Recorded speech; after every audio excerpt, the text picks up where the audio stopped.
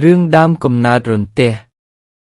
កាលពីព្រេងនាយមានបិសាចមួយឈ្មោះរាមាសូរនិងនាងអារក្សទេវីមួយឈ្មោះមេឃ្លាអ្នកទាំងពីរបាននៅបម្រើមហាឫសីដ៏មានឫទ្ធិម្នាក់ដើម្បីនឹងរៀនវិជ្ជាមន្តអាគមគាថាបិសាចនិងនាងមេឃ្លាបានខំរៀនប្រណាំងប្រជែងគ្នាដើម្បីបំពេញចិត្តគ្រូរៀងខ្លួនហើយអ្នកទាំងពីរប្រកបដោយបញ្ញាវៃក្រៃលែងដូចគ្នាតាបោះក៏ស្រឡាញ់អ្នកទាំងពីរនោះស្មើគ្នាពេលតាបោះបានបង្រៀនសិស្សលោកចប់គ្រប់មុខវិជ្ជាហើយលោកក៏ចង់លបងវិជ្ជាសិស្សមើលថាតើអ្នកណាមួយប៉ិនប្រសពជាងគេទើបលោក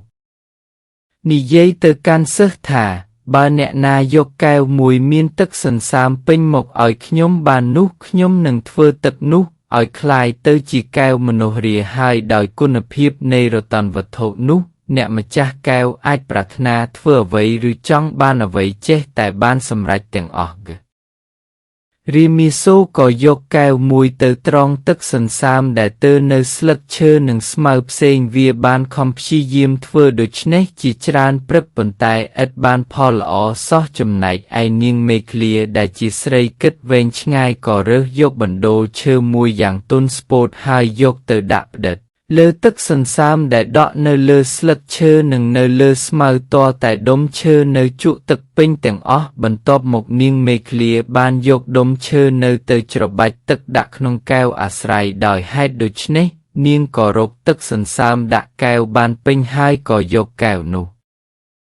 ទៅជូនមហាតាបសហេតុដូច្នេះបានជានាងអារក្សទេវីត្រូវបានតាបសសម្គាល់ថាប៉ិនប្រសពជាងបិសាច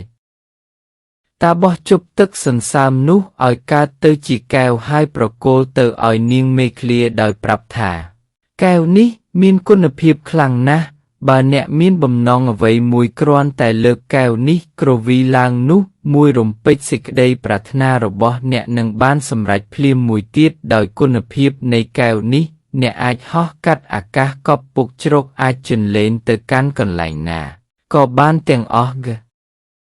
នាងអារក្សទេវីក៏ទទួលយកកែវនោះមកលើគ្រវីឡើងលើស្រាប់តែហោះវឹងទៅលើមេឃតម្រង់ទៅមហាសាគរ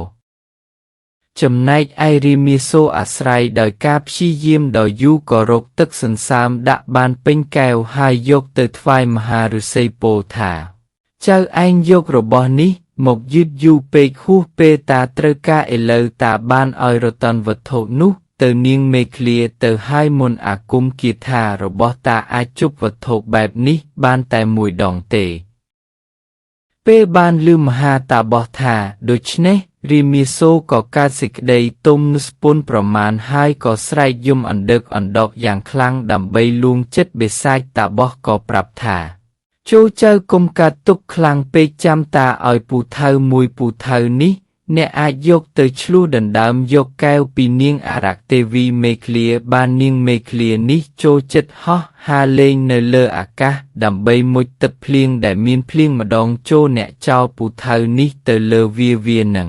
បោះចោលកែវដ៏មានតម្លៃនោះប៉ុន្តែនៅពេលប្រយុទ្ធគ្នានោះចៅឯងឃើញវាលើកកែវ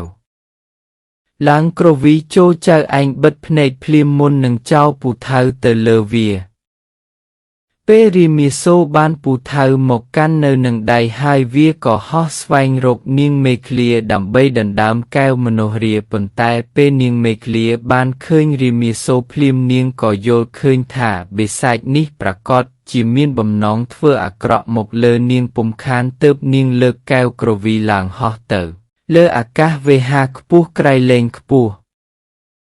ពេលក្រឡេកឃើញពន្លឺចាំងនៃកែវមានសិល្បភ្លាមបិសាចក៏បិទភ្នែកវាចិត្តរួចក្រវែងអាវុធវាទៅអាវុធនោះក៏ហោះយ៉ាងលឿនយូរសូរសម្បើមក្រៃលែងប៉ុន្តែឥតត្រូវនាងមេឃ្លាទេ